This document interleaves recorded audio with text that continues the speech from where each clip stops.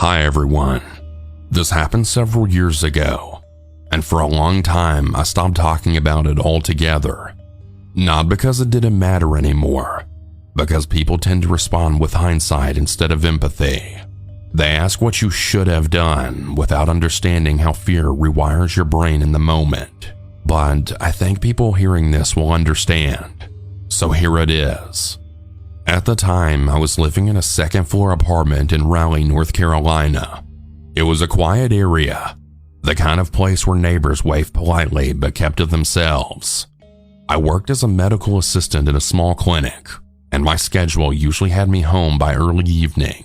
That afternoon, I came home just after 5 p.m. I unlocked the door, stepped inside, and let it close behind me with a dull click. I tossed my purse on the counter, set my phone beside it, and kicked off my shoes. I didn't bother locking the door, something I'd done countless times before without a second thought. My partner was supposed to be home within the hour away. That habit ended that day. I walked down the hallway toward the bedroom, sorting laundry and half listening to the hum of the traffic outside. I was in the middle of hanging up clothes when I had heard the front door open. I smiled instinctively and called out, "Hey, I'm back here." There was no response. That uneasy feeling, the one you can't quite explain, settled in immediately. I stepped out of the bedroom and into the living room.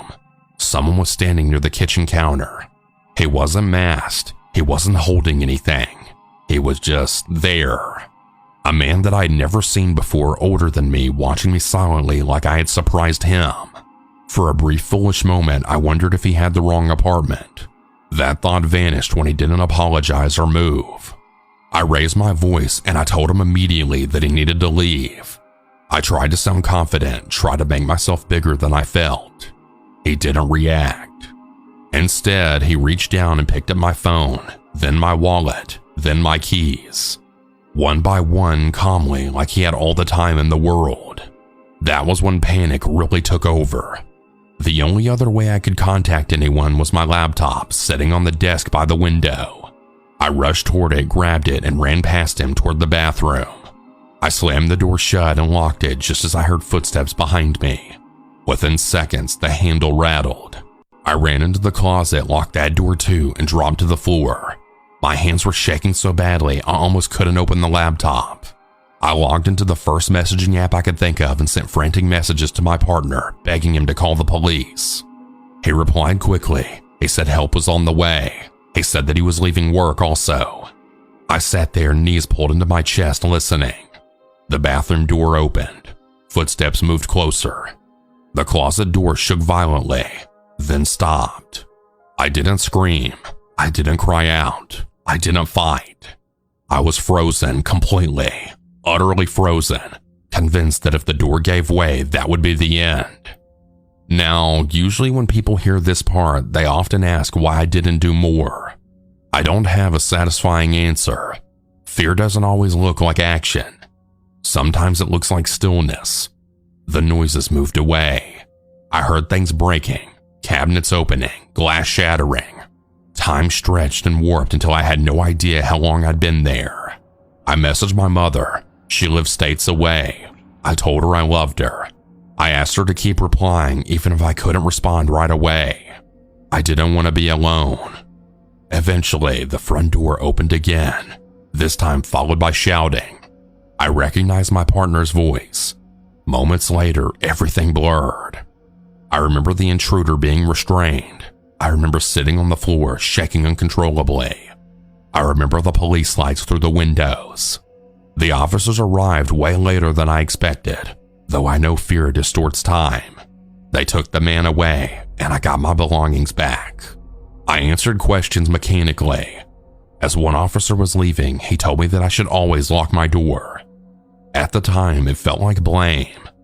Later, I just understood it was experience speaking. The incident itself lasted less than an hour. The aftermath lasted years. Even after we moved to a quieter town, to a safer building, to a place with only one entrance, I couldn't sleep. Every sound felt threatening. Every night felt like I was waiting for something terrible to just happen again. Eventually, I realized that the fear wasn't about where I lived. It was about how helpless I still felt. So I did something uncomfortable. I walked into a self-defense studio and signed up. At first, I stayed quiet. I stood in the back. I avoided attention. But over time, slowly and deliberately, I rebuilt something I thought I'd lost forever. My confidence, control, trust in myself.